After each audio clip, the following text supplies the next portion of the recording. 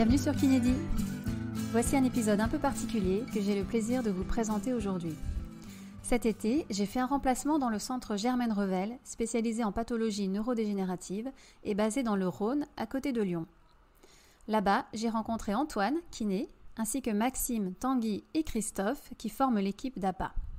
Pour rappel, APA, ça signifie Activité physique adaptée. Il m'a alors semblé intéressant de partager leurs connaissances et leur expérience avec vous. Avec ces 4 thérapeutes passionnés et passionnants, on a parlé des rôles de chacun, des différences entre un APA et un kiné, mais aussi et surtout de la rééducation auprès de patients atteints de sclérose en plaques, de maladie de Parkinson et autres maladies neurodégénératives.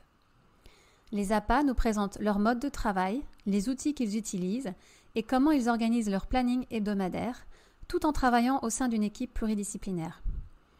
Ensuite, Antoine nous explique une journée type dans la peau d'un kiné dans un centre de rééducation. Il nous parle du bilan neuro et des tests qu'il utilise pour chaque nouveau patient. Enfin, chacun évoquera ce qu'il souhaite voir évoluer dans son métier respectif. J'espère que cet épisode vous plaira. En tout cas, pour ma part, j'ai eu beaucoup de plaisir à l'enregistrer et à travailler dans la bonne humeur avec ces 4 super collègues. Bonjour à toutes et à tous. Aujourd'hui, j'ai le plaisir d'accueillir 4 intervenants que j'ai rencontrés lors de mon remplacement au centre Germaine Revel qui est dans le Rhône. C'est un centre spécialisé en pathologie neurologique. Et donc aujourd'hui, j'ai Tanguy, Maxime, Christophe qui sont des APA et Antoine kiné au centre Germaine Revel. Donc avant qu'on commence l'échange, est-ce que vous voulez bien vous présenter à tour de rôle? Christophe? Donc moi Christophe, je viens de l'île de la Réunion. Ça va faire bientôt 8 ans que je suis à Lyon. Donc j'ai commencé mon parcours par un BTS bioanalyse et contrôle qui ne m'a pas vraiment très plu et je me suis du coup plus orienté vers le sport. Donc c'était vraiment une activité qui me passionnait et j'en ai fait mon métier. Donc je me suis spécialisé dans le sport santé en commençant par la licence TAPS à la Réunion et je suis venu à Lyon pour faire le master. Suite au master, je continue à travailler sur Lyon, donc dans différents domaines. J'ai travaillé dans des centres de dialyse, j'ai travaillé ensuite dans différents milieux de rééducation, notamment à Bourg-en-Bresse, à l'Orsac, qui en sont spécialisés dans la rééducation de tout ce qui est locomoteur, principalement. Après, j'avais fait un remplat au centre Germaine Revel, qui m'a beaucoup plu. Et du coup, j'ai vu qu'ils recrutaient sur du long terme et je suis revenu. Voilà. Super, merci Christophe. Antoine? Alors moi du coup je suis diplômé de l'école de kiné de Saint-Étienne depuis 2015. Donc j'ai essentiellement fait des remplacements en intérim un peu dans toute la France sur des courtes périodes. Donc avec un projet de découverte de plusieurs structures, plusieurs pathologies différentes, plusieurs façons de travailler. Et donc suite à ça, le Covid est un peu arrivé par là, donc je me suis un peu rapproché de ma région d'origine, de Saint-Étienne, et j'ai commencé à travailler un peu dans la région pour du coup là, me retrouver à Germaine Revel depuis 7 mois en tant que remplaçant intérimaire. Voilà. Très bien, super. Tanguy? Du coup, pour ma part, mon choix de m'orienter dans ce sens, dans ce métier, c'était de venir dans le sport santé. C'est-à-dire que je pensais plus jeune faire kiné du sport. Et j'ai vite déchanté en me rapprochant des écoles des écoles de médecine pour le CAPEPS. Enfin, non, merde. Pour la PACES. Du coup, je suis fini en STAPS pour rester dans le monde du sport et j'ai découvert la licence APA à ce moment-là. Et en fait, j'avais toujours cette envie absolue de travailler en rééducation. Donc, à la fin de ma licence, j'ai eu la chance de travailler directement dans une association qui n'a rien à voir sur la maladie mentale, pour plus du sport loisir. Et j'ai eu la chance de faire des remplats dans un premier temps à Germaine Revel. Et suite à quelques mois de remplacement, parsemé et complètement irrégulier, ils m'ont proposé de créer mon poste à 80%. Donc après j'ai lancé le truc et je suis jamais reparti. Donc depuis 2018. Super, c'était le premier APA? Je suis malheureusement que le 3e. D'accord. Mais je finis la création du 2e tampon. Ok, super. Maxime? Moi, j'ai commencé mon parcours par des études de droit, et puis à la suite de quoi je suis parti voyager à l'étranger, sac sur le dos. Et au cours de mon voyage, donc, j'ai commencé par faire une formation de prof de yoga. Au cours de mon voyage, donc, du coup, c'était de ça que je travaillais. Je suis devenu prof de yoga à plein temps.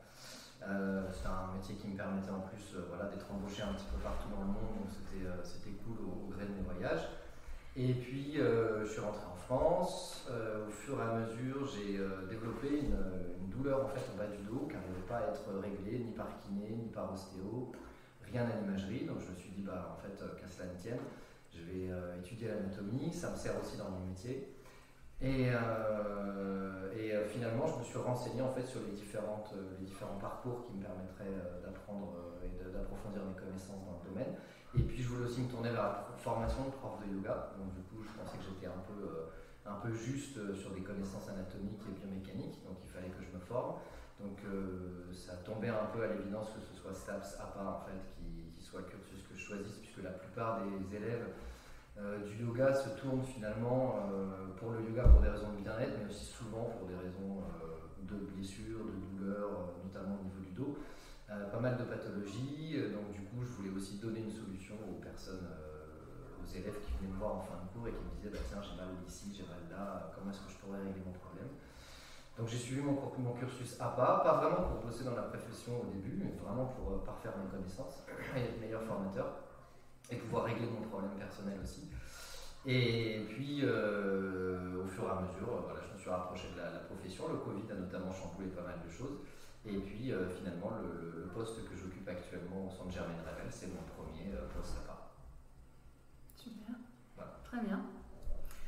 Ok, donc on va parler surtout de la rééducation des pathologies neurologiques, comme vous l'aurez compris, puisque là on a 4 personnes qui travaillent dans cette spécialité. Et du coup, pour commencer, alors celui qui veut prend la parole.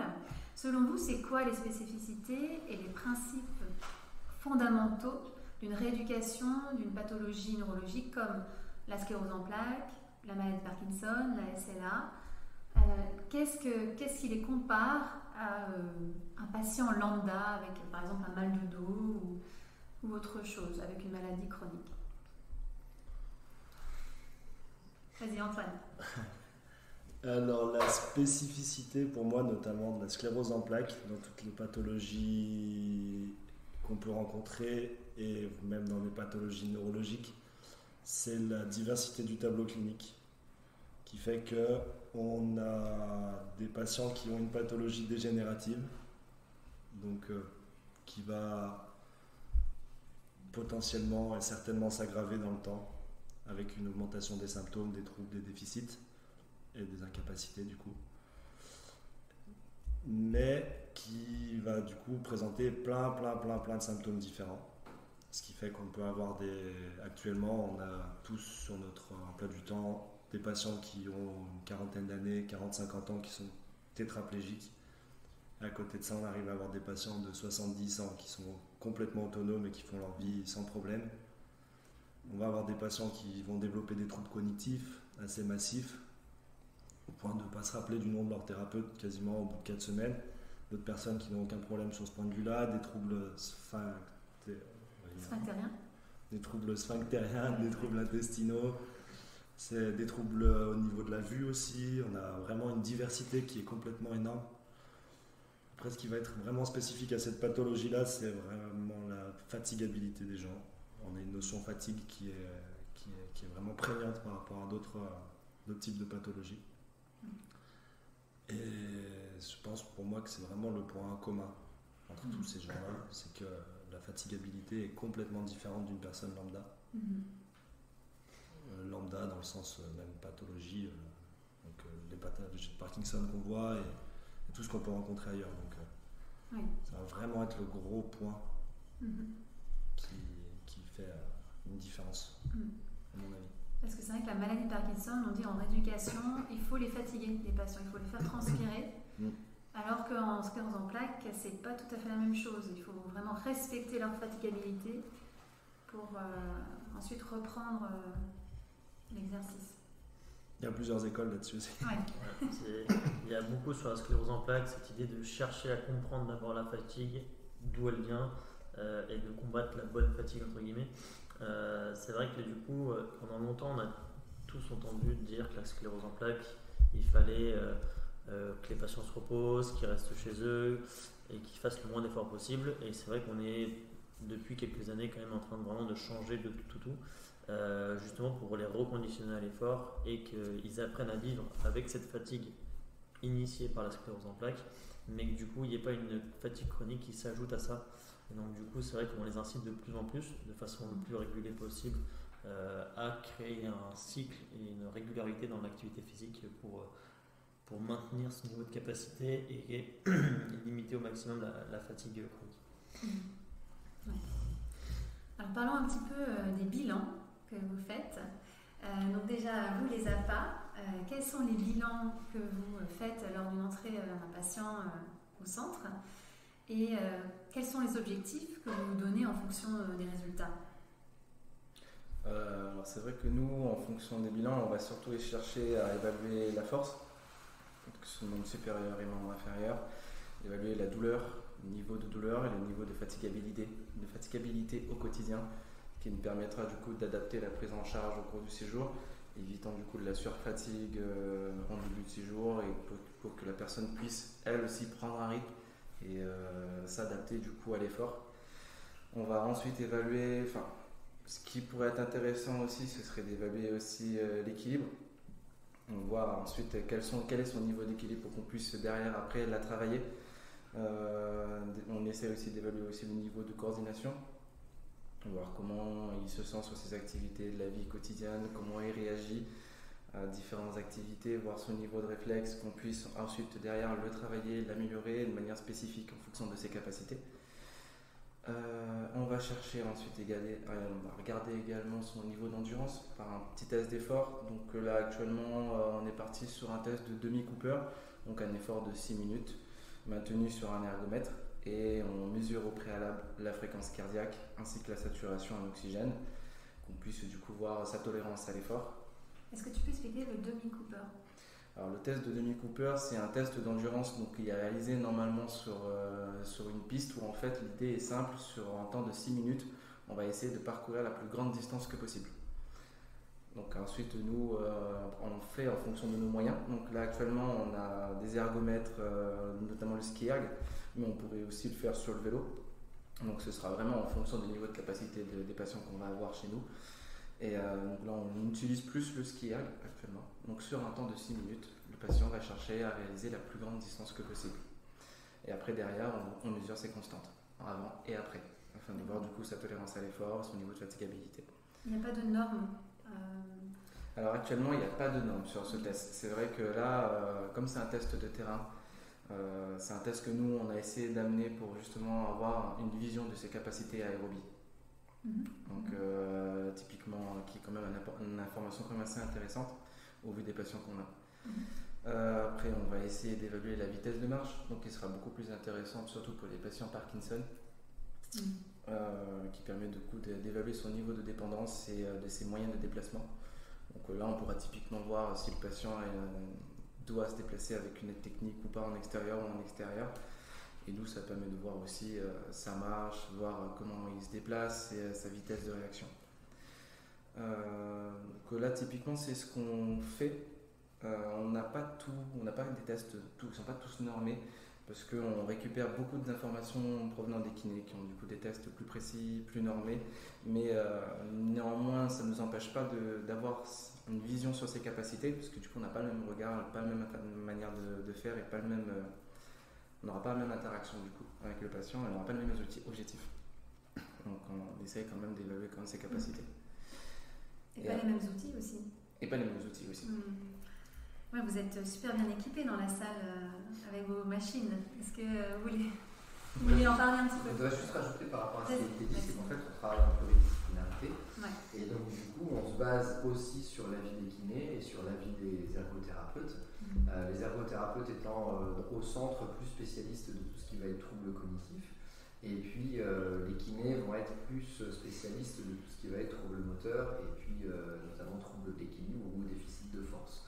Et donc du coup, nous on a nos propres bilans, les kinés, les ergos, chacun a ses bilans. À partir du moment où on a ne serait-ce qu'un petit doute sur un patient, on va s'en référer au kiné ou à l'ergo, discuter entre nous et essayer de voir quelle est la meilleure prise en charge qu'on peut mettre en place par rapport à ce que eux ont vu et que nous on n'aurait pas pu voir et vice versa. Donc voilà, l'idée c'est de communiquer, de dialoguer le plus possible entre les différents corps de métier. Oui. Et donc vous communiquez comment à travers des synthèses, des De manière informelle, on peut se croiser, aller voir le kiné, la kiné en question en personne, et puis sinon on fonctionne par téléphone. Et puis après sinon on a des staffs ou des moments qui sont organisés dans lesquels on va parler un peu d'irrégularité des patients. Donc là, dans les staffs, par exemple, on inclut également les aides-soignants, tout le personnel soignant et tout le personnel médical qui est là également. Et donc du coup, il y a aussi des objectifs qui sont fixés à ce moment-là. Et puis nous, par exemple, typiquement pour un cas concret d'inscription en séance, c'est que est-ce qu'on va avoir la possibilité d'inscrire quelqu'un tôt le matin? Est-ce qu'il est prêt? Est-ce qu'il va pouvoir être prêt tout seul de manière autonome? Ou est-ce qu'on doit choisir plutôt un créneau plus tard dans l'après-midi ou plus tard dans la matinée, sachant qu'il fait peut-être la sieste, etc. Donc voilà, on essaie de s'organiser forcément autour de la vie du patient au centre. Oui. Le staff, donc c'est plutôt au début du séjour du patient. Oui, vas-y Christophe. Alors en fait, il y a une synthèse qui est organisée à l'entrée du patient, donc une synthèse d'entrée que chaque professionnel corps de métier essaie de participer, mais nous pour l'instant on n'arrive pas à se détacher, à accorder du temps à ces synthèses. Et normalement, ce qui serait le plus idéal, c'est après avoir réalisé le bilan et après avoir établi, on va dire, un plan de rééducation avec ce patient-là, on organise la synthèse d'entrée avec les autres corps de métier et on établit, on va dire, entre guillemets, un plan d'action. Voir comment travailler avec les autres professionnels, comment on va travailler avec le patient. Chose qui ne se fait pas actuellement et du coup, on est plus sur un échange informel. D'accord, échange informel. Ok. C'est vrai que moi, ça fait que 3 semaines que je travaille dans le centre, mais ce que je fais, c'est que quand je vois un patient en matin, fin de matinée ou début d'après-midi, je lui demande: est-ce que vous êtes allé voir les APA? Oui. Et les ergos? Oui, ok, oui. Qu'est-ce que vous avez fait avec eux? Du coup, s'ils ont fait que du membre sup, je dis: bon, on va plutôt faire du membre 1 parce que vous êtes un peu fatigué, vous avez bien forcé sur les bras. Exactement. Mais c'est le patient en général qui me dit ce qu'il a fait. Donc pour en revenir un petit peu à votre équipement, on parlait de vos outils, les machines que vous avez dans la salle. Est-ce que vous pouvez en parler un petit peu, comment elles fonctionnent, etc. Et surtout aussi comment vous les utilisez avec les patients? Alors je vais parler plus de la partie comment elle fonctionne. Je laisserai sûrement Christophe en parler plus pour les patients, c'est lui qui a beaucoup bossé sur le logiciel.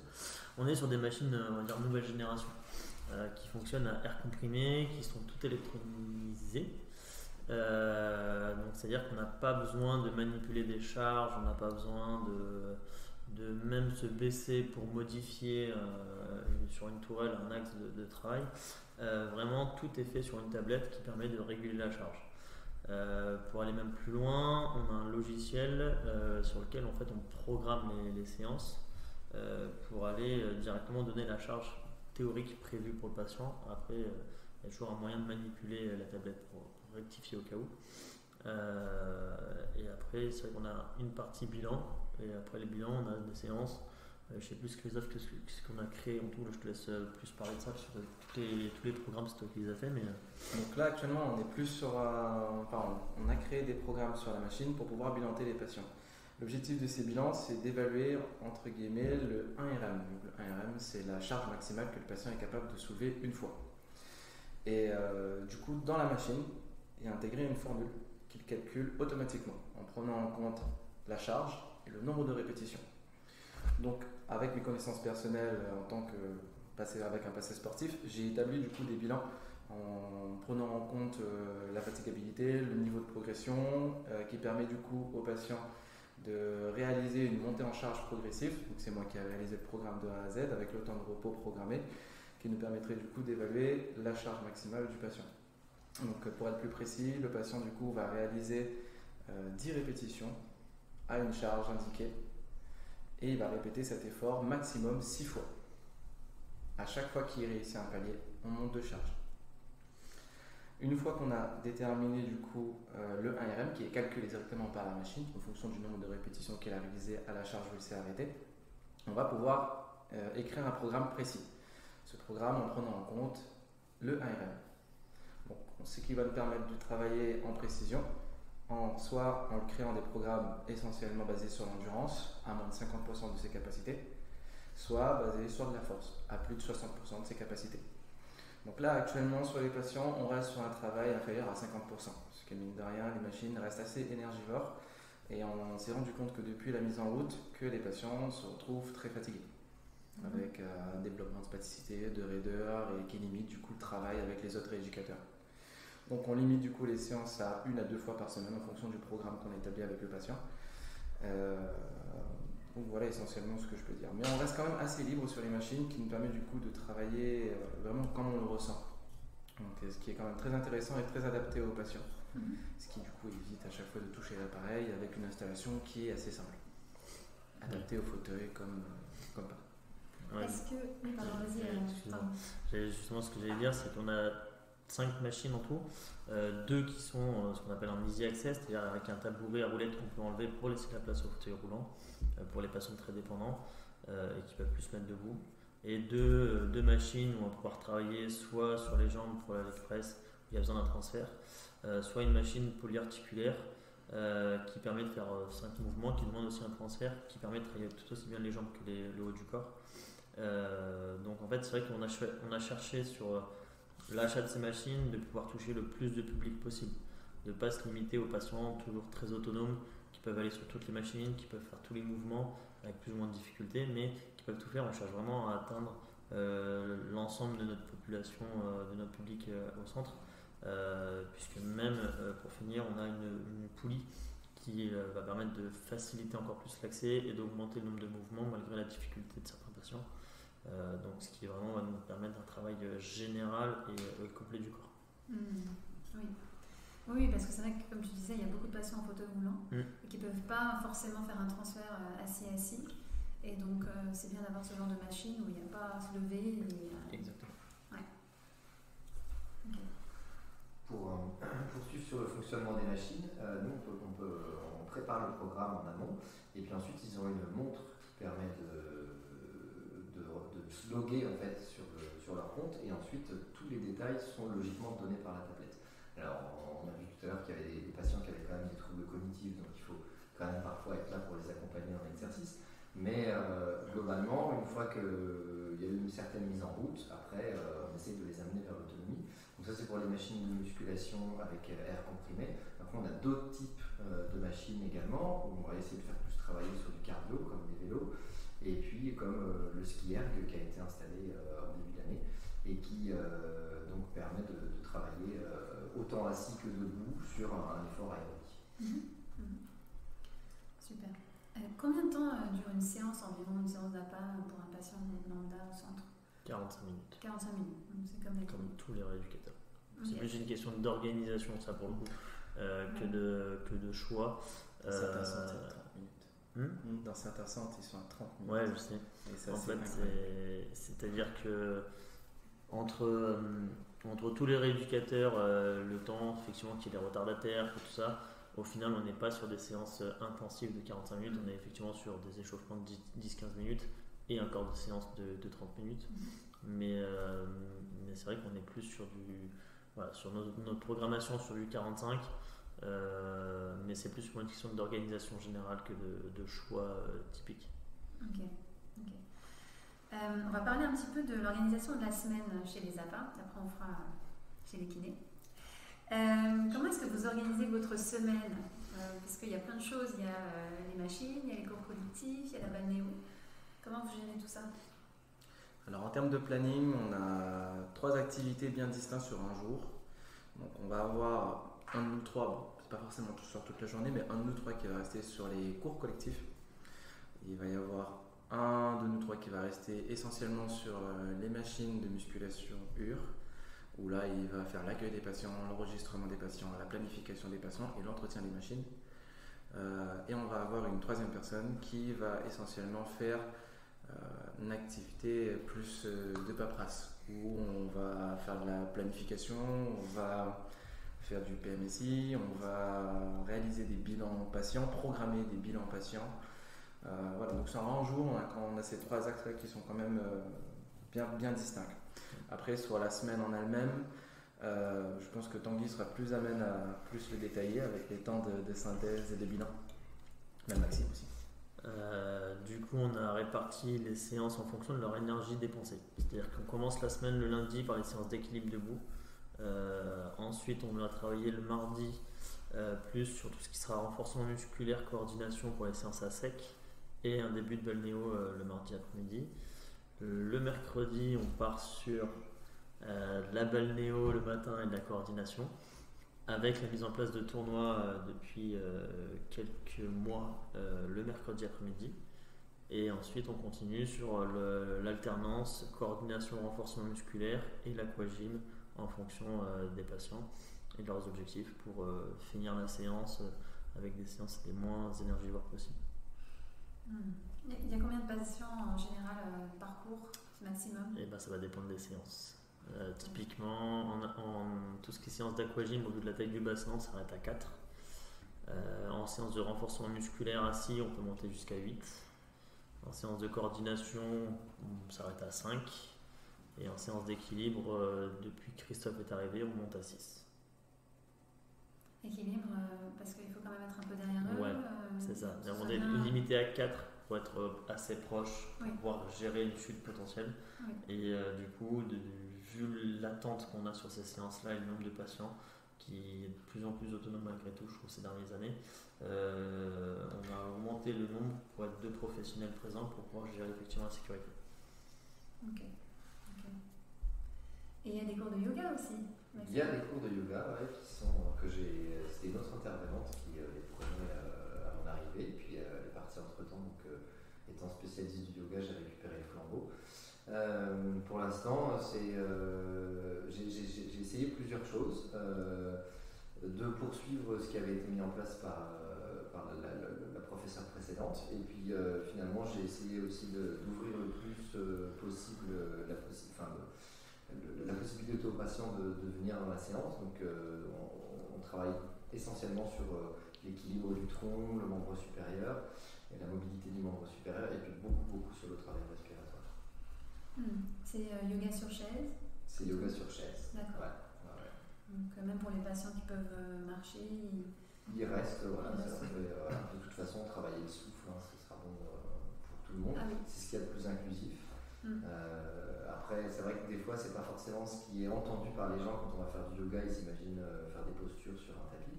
Le yoga étant quand même beaucoup plus vaste que ça, et ce qui justement, ce qui est collectif dans toutes les pratiques de yoga, qu'elles soient dynamiques, statiques, actives ou passives, c'est plutôt justement le travail spécifique qu'on fait sur la respiration. Donc voilà, pour accepter le plus de patients, et puis pour leur donner aussi des exercices qu'ils peuvent pratiquer seuls. On travaille ces derniers mois essentiellement sur des exercices respiratoires, incluant apnée. Voilà. Et je me rends compte qu'il y a des exercices qui se recoupent, par exemple avec l'orthophonie, qui est aussi un des corps de métier représenté au centre. Et notamment sur les exercices qu'on peut faire au niveau de la glotte. Les exercices respiratoires, ils impliquent aussi parfois des contractions du plancher pelvien qui peuvent être conscientes ou inconscientes. Tout un travail au niveau du diaphragme, tout un travail qui se fait au niveau postural quand on respire. Donc du coup, voilà, j'essaie de les orienter vers penser à la manière dont vous respirez, quand vous bougez, dans vos mouvements, dans vos transitions, dans vos levées de chaise, etc. Vous pouvez utiliser la respiration et ses composantes mécaniques en fait dans votre gestuelle. Et puis après, il y a aussi tout le travail respiration lente qui va avoir un effet amélioratif sur tout ce qui est système nerveux ortho-parasympathique, et notamment les amener vers plus de détente et de bien-être. Oui, c'est vrai qu'il n'y a pas que les patients, il y a aussi tout le monde qui oublie de respirer souvent. Et c'est quelque chose de tellement primordial et basique, la respiration. Je fais référence au premier podcast que j'ai fait avec mon amie Clémence, qui est prof de yoga, et qui me disait qu'elle travaillait d'abord la respiration, surtout pour les patients chroniques ou qui étaient tout le temps algiques, et que ça avait tout de suite un bienfait vraiment instantané. Ça sur la douleur, mais sur l'humeur également, sur les émotions, le sommeil, il y en a beaucoup qui ont des troubles du sommeil. Oui. Ouais, donc, et puis dans la respiration, le fait d'être, de parfois aller chercher des apnées qui sont un peu prolongées, ça peut nous amener vers une certaine adversité. Et finalement, il y a tout un contrôle mental qui est nécessaire à ce moment-là et qui implique que, ce que je dis souvent aux élèves comme aux patients, c'est si vous surmontez finalement un obstacle qui soit physique ou qui soit mental dans une pratique, que ce soit yoga ou sportive, du coup après ça aide aussi à surmonter d'autres obstacles dans la vie courante. Ça te donne de confiance aussi pour pouvoir surmonter certaines choses. Complètement. Antoine, Oui. est-ce que tu peux nous parler un peu d'une journée type pour toi? Qu'est-ce que c'est? Combien de patients tu vois et comment tu t'organises? Alors, pour les kinés en rééducation à Germaine-Revel, sur une journée type, on va voir en principe 8 patients sur des créneaux de 45 minutes, nous aussi, avec un peu de temps administratif avant de commencer en général la matinée, après avoir fini la matinée, et un petit peu de temps administratif aussi en fin de journée. Et donc c'est assez dur de décrire une journée type parce que ça va vraiment être très dépendant de la patientèle présente au jour J à ce moment donné. Donc le seul point vraiment commun, c'est que les patients en général sont vus 45 minutes chacun, avec la possibilité de venir faire du travail en autonomie sur les machines qu'on a à disposition aussi dans le gymnase, voire des fois pour certains qui ont vraiment envie de faire d'autres choses, de venir faire un peu de renforcement au niveau membre supérieur, membre inférieur, équilibre. On a des tapis aussi, je sais que c'est arrivé plusieurs fois que certains viennent faire du yoga, des choses comme ça aussi chez nous. Oui. Donc il y a vraiment un temps individuel dédié à chaque patient, plus un temps après en autonomie sur l'envie des gens en fait, de l'envie ou la possibilité, la fatigue, l'énergie disponible bien sûr, de venir faire autre chose en plus. Et puis vous êtes bien équipés aussi sur le plateau. On a de quoi faire. On a de quoi faire. Alors on parlait tout à l'heure des bilans utilisés par les APA, mais on n'a pas parlé des bilans kinés, qui sont quand même assez denses. Est-ce que tu peux nous dire celui que tu fais systématiquement, ou 2 ou 3 que tu fais systématiquement avec chaque patient, peu importe l'affection qu'il a? Pour moi, ils ne sont pas spécialement denses, parce que en fait, il n'y a pas, à mon sens, il n'y a pas de bilan en plus par rapport aux autres pathologies qu'on peut traiter, qu'on peut voir. Ce qui va être un peu long, ce qui va rendre un peu le bilan dense, c'est le niveau de dépendance des gens. Qui fait que chez des gens très, très dépendants, un bilan musculaire qui prendrait 20 minutes chez quelqu'un en bonne santé, il peut facilement doubler, voire tripler de temps parce que les changements de position sont longs, les manipulations sont longues. Mais disons que si on devait vraiment isoler des choses vraiment spécifiques qu'on fait en ce moment à Germaine-Revel, ça va quand même être un bilan musculaire assez complet. Il va y avoir un bilan de spasticité qui est fait aussi systématiquement, parce que ça peut quand même être une gêne assez importante dans pas mal d'activités, par rapport aux douleurs aussi, par rapport à plein de choses. Il y a un bilan d'équilibre à faire aussi, où nous on va utiliser plutôt le mini best test ou le Tinetti qui est disponible. On fait également du coup des bilans de marche avec les time up and go, avec les tests de 6 minutes qui sont réalisés en fonction des capacités des patients, en fonction du périmètre de marche qui va également être établi pour chaque personne qui sont en état de marcher, que ce soit 20 mètres ou 1 km. Est-ce que tu as le temps de faire un bilan en complet en 45 minutes? Impossible. Sur plusieurs séances. Impossible. Ouais. Là, avec un peu plus d'expérience, moi, le bilan, il me prend 2 jours. À peu près. Il va prendre 2 jours chez les patients en moyenne, en fait. Il y a des gens chez qui, en 1 jour, on arrive à vraiment régler ça parce qu'il y a assez peu de déficit, donc finalement, on peut survoler pas mal de choses. Et chez certains, c'est un peu plus compliqué de mettre les choses en place. Il y a le facteur fatigabilité aussi qui va intervenir, qui fait qu'on ne peut pas tout faire d'un coup. c'est pas possible en 45 minutes et c'est pas possible pour les gens non plus d'assumer tous les tests qu'on a à leur faire faire. D'ailleurs, on n'en a pas parlé, mais en moyenne, un patient, il reste combien de temps au centre? C'est même pas en moyenne, c'est 4 semaines. 3-4 semaines. 3-4 semaines. C'est établi là-dessus, c'est des séjours d'un. On a toujours des exceptions, mais c'est 3-4 semaines pour tout le monde. C'est vraiment des séjours en fait qui vont être là pour la majorité des patients, les restimuler et leur permettre de reprendre un peu d'élan, un peu d'énergie, un peu de motivation pour leur vie en fait en dehors du centre. Donc pour certains c'est un séjour d'entretien, pour certains c'est des séjours de rééducation, on a aussi des séjours de répit qui sont plutôt là pour soulager la famille et les aidants. Mais globalement, que ce soit les séjours d'entretien ou les séjours de rééducation classiques, chez les gens qui viennent déjà depuis plusieurs années, l'idée c'est de leur redonner vraiment un élan. Donc ils vont faire leur mois de rééducation à Germaine-Revel. Derrière, on sait qu'ils vont être bien pendant quelques mois parce qu'ils sont regonflés, qu'ils ont retrouvé un peu d'envie, un meilleur moral. Et évidemment, après, l'élan s'essouffle et ils vont recommencer peut-être à tomber un peu dans leur routine. Pour la plupart, il y en a qui arrivent à vraiment rester très motivés sur le long terme. Mais généralement, la routine va reprendre le dessus. On va se retrouver de nouveau confrontés aux difficultés. Donc, le séjour annuel, il leur permet d'avoir cet élan qui revient une fois par an, où ils ont une coupure avec la vraie vie. Et ils rechargent les batteries en fait. J'ai un patient ce matin qui me disait moi je viens tous les 6 mois. Ça arrive encore. Oui. Ouais. C'est ce que je vais appeler les anciens patients. Ouais. Il y a une époque où effectivement quasiment tous les patients venaient tous les 6 mois, justement pour éviter que cet élan en fait s'essouffle. On est, il faut le dire, très mauvais sur le suivi. En APA, ça fait depuis décembre 2021 qu'on a essayé de mettre en place un suivi avec une application, l'application Strava. Donc là, pour l'instant, c'est surtout sur les patients très autonomes, mais on a une 50aine de patients en tout qui sont suivis sur cette application et qui le font régulièrement.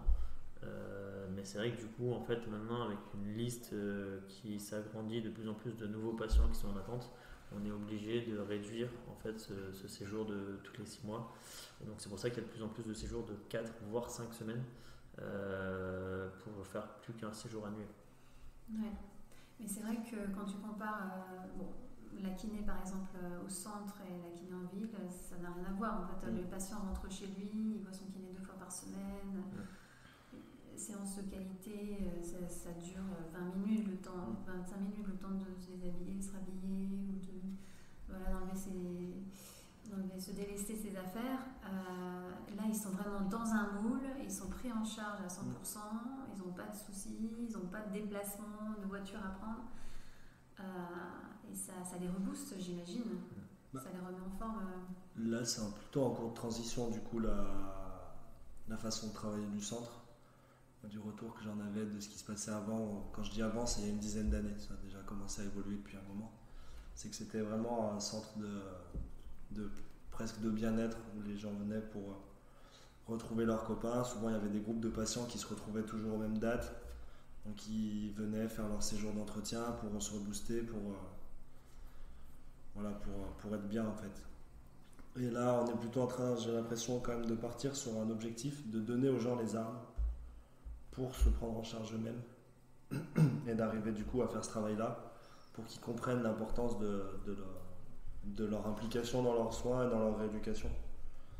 Ce qui fait qu'il faudrait aussi du coup maintenant vraiment développer plein d'autres choses, que ce soit le suivi psychologique, le suivi de l'activité physique, le suivi des aides techniques, de plein de choses pour que les gens aient les armes en fait pour être autonomes chez eux.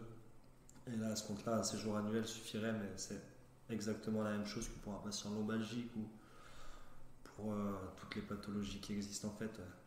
C'est de retrouver une autogestion. Ouais.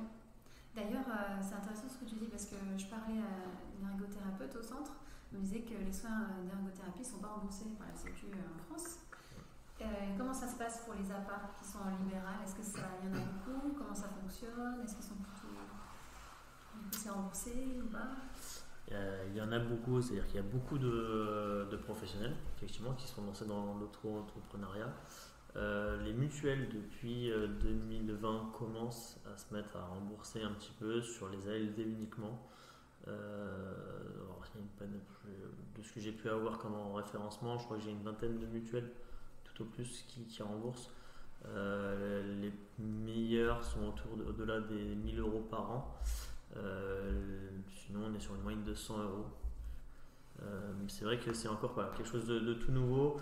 J'ai l'impression que cet élan est venu dû au Covid, où vraiment tout était fermé. Il fallait trouver un moyen pour permettre à ces personnes de continuer de travailler et de faire une rééducation même à la maison en accédant à des différentes des coachs sportifs, des salles de sport. Donc ça se met en place doucement et c'est vrai que le gouvernement nous aide aussi beaucoup dans le sens où les maisons sport santé, tout est lancé à ce niveau-là depuis maintenant 5 ans à peu près pour vraiment développer ce côté accessibilité du sport et côté sport bien-être pour justement limiter en fait l'accès où j'ai des douleurs, je vais voir le médecin et en fait on se rend compte que c'est un déconditionnement physique, il faut reprendre le sport, un peu de kiné pour en commencer, puis après faire un sport dans un club ou continuer du moins pour limiter toute douleur, toute gêne qui limiterait finalement la capacité naturelle d'une personne saine. Parce qu'en fait on en est là, c'est que même le vieillissement c'est vraiment ce côté de le corps qui se relâche et donc du coup en faisant continuer le corps de bouger dans tout ce qu'on peut faire, ça permettra de maintenir cette capacité le plus longtemps et de limiter aussi bien au niveau des cliniques qui sont complètement submergés par le travail en libéral que par les médecins avec des rendez-vous qui sont des fois inutiles et qui ont juste besoin des personnes qui ont juste besoin d'activité physique. Ouais. Et c'est vrai que moi je rebondis là-dessus.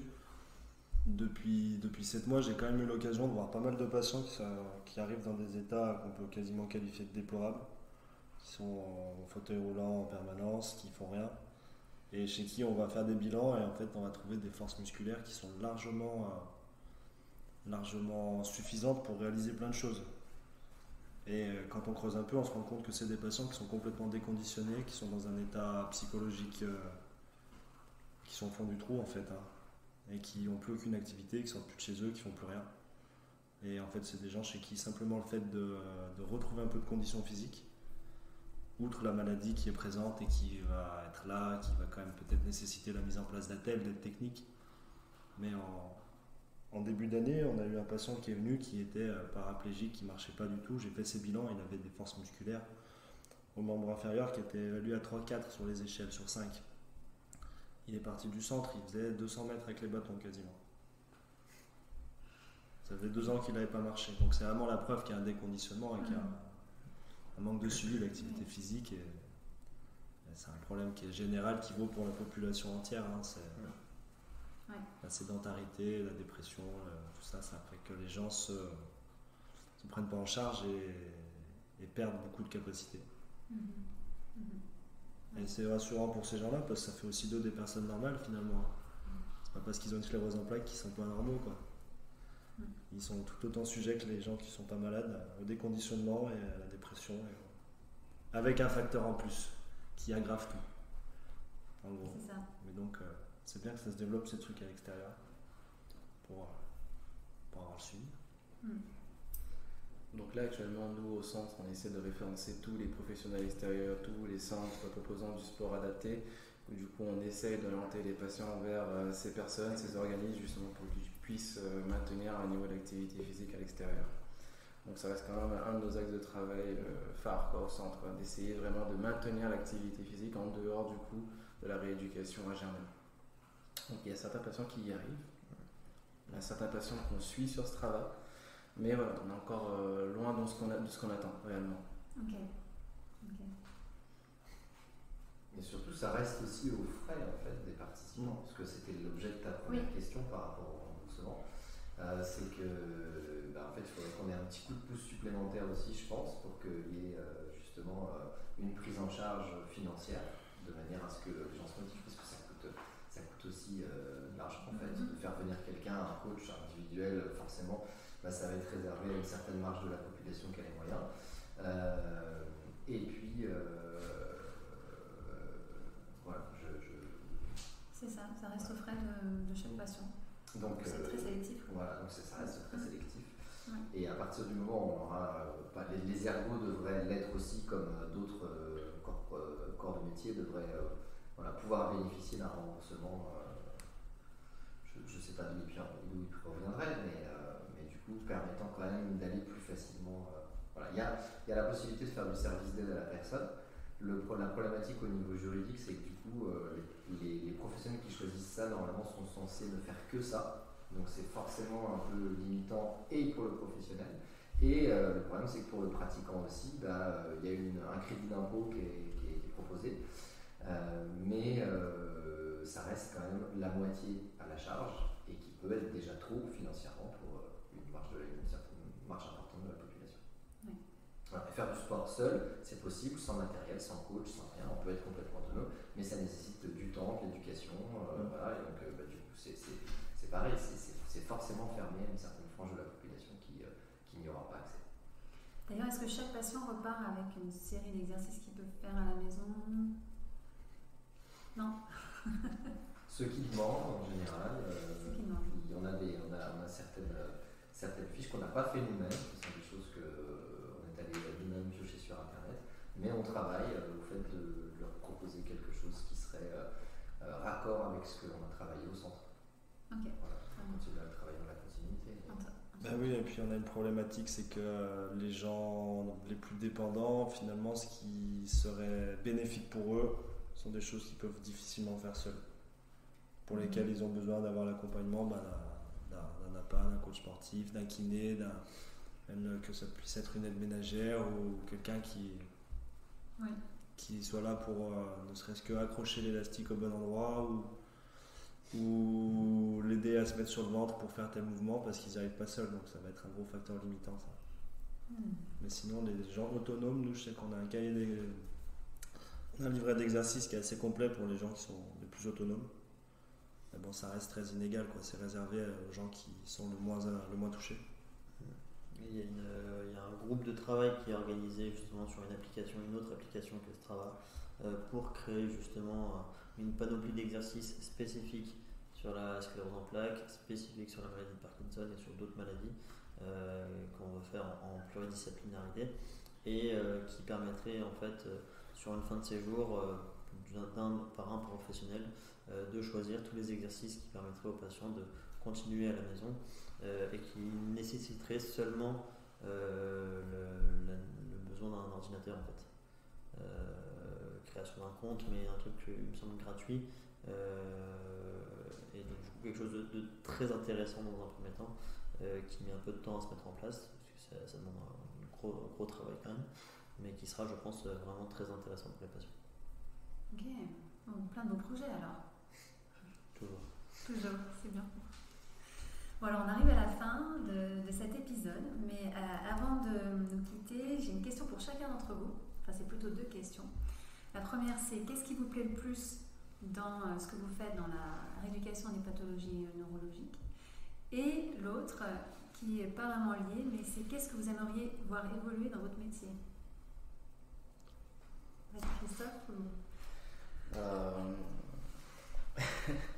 Alors, moi, là, ce qui me plaît actuellement dans mon métier, c'est de faire une séance, de réussir une séance en voyant mon patient avec la banane jusqu'au haut des oreilles, étant satisfait et content pouvoir mener cet exercice avec ses capacités actuelles, mais qui arrive du coup à surmonter ses petites difficultés et qui en fait il en ressort complètement satisfait de ma séance avec le soin relève, quoi. Ça pour moi c'est le summum de mon métier, quoi.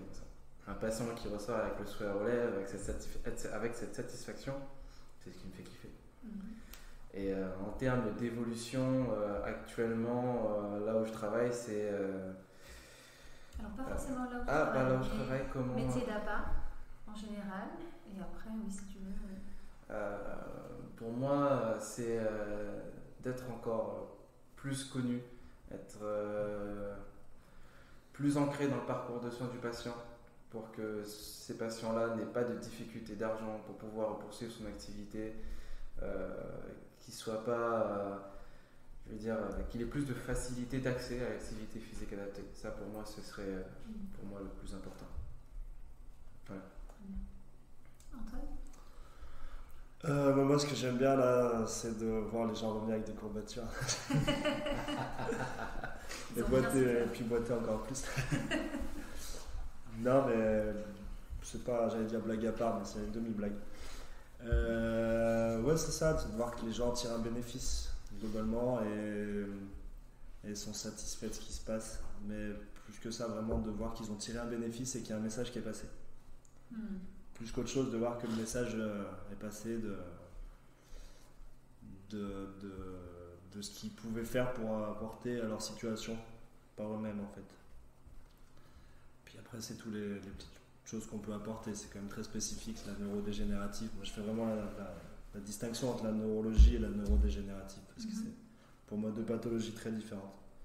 Mais surtout, ce qui va être dégénératif, ouais, c'est vraiment ça, ouais, tout ce qu'ils peuvent s'apporter eux-mêmes. Après, je ne vais pas rentrer sur les détails de comment j'attends que le métier de kiné évolue. C'est un sujet qui est beaucoup trop complexe et qui est bien assez clivant. Mais par rapport à ce qui se passe à Germaine Revel, moi j'ai la sensation quand même que c'est un lieu qui serait idéal pour faire de la recherche, qui est vraiment sous-exploité. Et je crois que le médecin-chef est assez d'accord avec ça, pour en avoir parlé avec lui. Parce qu'on a quand même un site qui regroupe, on a en permanence 60 patients sur 4 semaines, donc je ne vais pas faire les comptes de combien de patients ça représente à l'année, mais c'est énorme sur la proportion de personnes malades qui ont cette pathologie-là. Et je pense que vraiment, si on veut continuer à se progresser et à s'amuser dans notre métier, dans notre pratique, parce qu'à un moment donné, c'est important de ne pas s'ennuyer dans ce qu'on fait, on tombe vite dans la routine aussi, hein. C'est que vraiment on peut mettre en place des protocoles de recherche et puis de vraiment devenir très bon dans ce qu'on fait, très spécifique, très précis, très reproductible et dans l'idée, pourquoi pas, ouais, de pouvoir répondre à des questions en cherchant un peu, quoi. Je pense que c'est un bel objectif pour le centre. Pour ma part, du coup, en termes de ce qui m'intéresse dans mon métier, c'est vraiment ce côté plaisir effectivement que Christophe a nommé, mais même plus que ça, c'est j'ai la chance d'avoir un certain nombre de séances sur lesquelles ça m'est arrivé, d'avoir ce retour de patient qui me dit on a oublié notre condition physique. Sur un laps de temps, le sport leur a permis d'oublier qu'ils ont une pathologie X ou Y et qu'ils se sont retrouvés sur cet état de personne saine en fait. J'en ai déjà les poils juste d'en parler, mais c'est vrai que c'est ce côté vraiment leur montrer en fait qu'ils ont oublié que c'est avant d'avoir une maladie, ce sont des êtres humains et qu'ils ont plein de capacités et qu'ils peuvent faire tout ce qu'ils ont l'idée de faire en passant peut-être par un côté un peu différent, certes, parce que ce qui ne sera pas vu par la société, mais il y a toujours quelque chose qui permettra d'atteindre notre objectif. Donc ça, c'est vraiment ce qui me plaît le plus, en plus de ce côté créativité totale, qu'on est entièrement libre. Il faut effectivement des bilans, comme on en a parlé, qui sont normés, mais en fait, nos contenus de séance, on fait ce qu'on veut tant qu'on veut atteindre un objectif bien précis. Et c'est ça aussi qui est juste génial, c'est que peut-être qu'il y a la différence des kinés, c'est que dans notre chance à nous, c'est qu'on peut jamais avoir une journée qui se répète. Parce qu'on peut toujours changer, changer de séance, changer de sport, juste même créer un mouvement ou pour une activité ou une idée qui nous sort qui est complètement nulle, mais c'est pas grave, on s'en fout, on va rentrer dedans, ça va faire notre objectif. Ça sera un échec total sur la séance, mais on aura quand même validé notre objectif et ça aura été super drôle au final, et c'est le plus important. Donc c'est ça qui me plaît le plus, parce qu'effectivement à Germaine Revel, on est complètement libre dans le service APA de faire ce qu'on veut. Et pour la deuxième question, il y a ce côté reconnaissance qui est effectivement hyper important, je trouve, parce qu'il y a des moments où je trouve qu'on rame à une force qui est assez folle pour faire avancer des petits trucs. Et il y a des personnes qui sont hyper motivantes, qui sont là, on parlait de notre médecin-chef qui est hyper sportif, qui veut qu'on avance. Mais en fait, à côté de ça, effectivement, on rentre dans des murs encore parce que c'est quelque chose qui est encore en essence, c'est un métier qui est né en fait depuis maintenant un certain nombre d'années quand même, mais qui a encore du mal à s'incorporer dans ce côté soin, parce qu'on se rapproche peut-être encore trop du plaisir et de l'animation. Mais en fait, je pense que les deux ne sont pas forcément complètement écartés. On peut les lier, justement, on peut faire ce lien. Et si on arriverait à créer plus ce lien fort entre le soin et le bien-être, on aurait tout gagné, en fait, tout simplement. Très bien. Maxime Moi, je rejoins ces messieurs sur tous les opinions qu'ils ont données. Après, moi, plus personnellement, alors j'ai pas de point de comparaison avec ce qui n'est pas neurodégénératif, puisque c'est le premier poste d'APA que j'occupe. Mais le métier me plaît beaucoup parce qu'il est riche sur de nombreux points de vue. Riche sur le plan technique, parce que, comme l'a dit Antoine tout à l'heure, on est en face de patients qui ont de multiples troubles, qui peuvent être moteurs, qui peuvent être sensoriels, qui peuvent être cognitifs. Donc ça nous oblige à réfléchir d'une certaine manière pour pouvoir essayer de coller le plus possible à la finalité recherchée dans la prise en charge. C'est intéressant aussi parce qu'on discute avec forcément d'autres corps de profession qui ont d'autres spécialités, donc voilà, c'est riche de ce point de vue-là au niveau intellectuel. C'est riche sur le plan technique aussi, puisqu'on a pas mal de matériel à notre disposition. On peut se permettre d'être très créatif sur les séances. On a beaucoup d'outils différents, que ce soit des jeux de ballon, des sports plus individuels, les machines de musculation. Enfin, voilà, sur le plan technique, c'est assez riche aussi. On a beaucoup d'outils avec lesquels travailler. Et puis, c'est aussi très riche sur le plan humain, la relation qu'on a avec les patients. Ce que mentionnait Tanguy sur le plaisir qu'on peut leur apporter en séance, leur fait de dépasser en fait leurs conditions, les voir repartir avec le sourire, s'être dépensé, et puis juste la relation qu'on entretient avec eux, on rigole, voilà, c'est super. Puis un autre point supplémentaire, c'est que nous, en tout cas, on écoute beaucoup de musique pendant qu'on pratique. Et c'est un vrai plaisir d'écouter beaucoup de musique au quotidien. Voilà, de travailler en musique, c'est quand même assez chouette. Et puis sur les perspectives d'évolution, je rejoindrai aussi ces messieurs. C'est vrai que le métier d'APA n'est pas encore connu. Quand on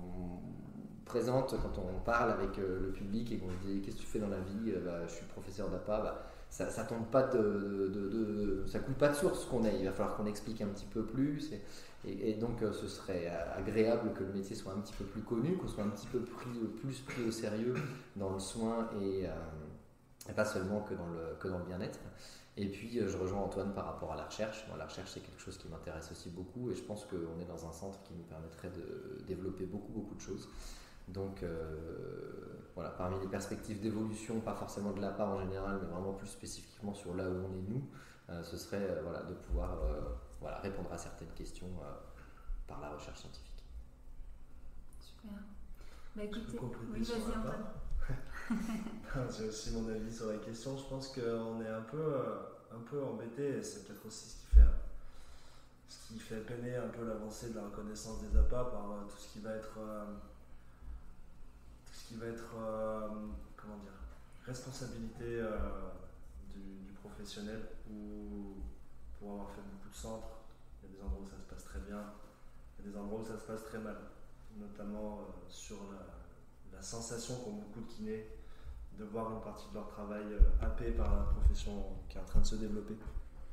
Et je trouve que c'est vachement dommage, parce qu'en fait c'est très complémentaire, et évidemment il y a des points de concordance. Moi je suis un peu un kiné qui vole le boulot des APA. En général, je propose des exercices à mes patients et puis ils me disent: ah, mais on l'a fait en APA tout à l'heure. Tant pis. Et en fait, on a des compétences qui sont bien distinctes. Là où nous, on va être quand même très formés sur tout ce qui est diagnostic.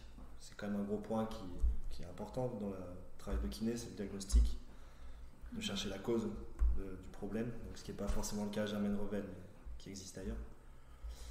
Donc sur le diagnostic, sur les manipulations, sur les massages, etc. Les APA vont être très forts sur tout ce qui va être animation collective, tout ce qui va être vraiment plus appropriation d'une activité physique, et vraiment du coup de l'amener à des gens, à des publics qui peuvent pas le pratiquer normalement. Et du coup c'est super complémentaire, donc ça mérite juste qu'on prenne le temps de s'asseoir, de discuter un peu ensemble, et puis de juste reconnaître les capacités de tout à chacun. et on pourrait travailler dans de bonnes conditions. Ce serait bien pour les patients, Et oui. pour les gens qui pratiquent aussi leur métier. Ouais. Mais du coup, c'est loin d'être incompatible et ça, je pense que c'est une grosse perspective d'évolution à travailler. Et j'espère que ça va avancer un peu dans ce sens-là dans les années qui viennent. On verra ce que ça donne. Bah écoute, sur ces bonnes paroles, merci beaucoup messieurs pour le super échange. Vraiment, merci pour tous vos points de vue très intéressants. Merci et à puis, toi. C'était un plaisir. Et au revoir et à bientôt. Si cet épisode vous a plu, vous pouvez vous abonner sur Apple Podcast, laisser un avis et n'hésitez pas à le partager sur les réseaux sociaux. Si vous êtes kiné et que vous souhaitez participer à ce podcast pour partager votre expérience, écrivez-moi à kinégabriel@gmail.com. Si vous souhaitez suivre notre invité sur les réseaux sociaux, vous pouvez cliquer sur les liens en bas de la page de l'épisode. Enfin, n'hésitez pas à suivre le podcast sur Instagram à kinédi_podcast.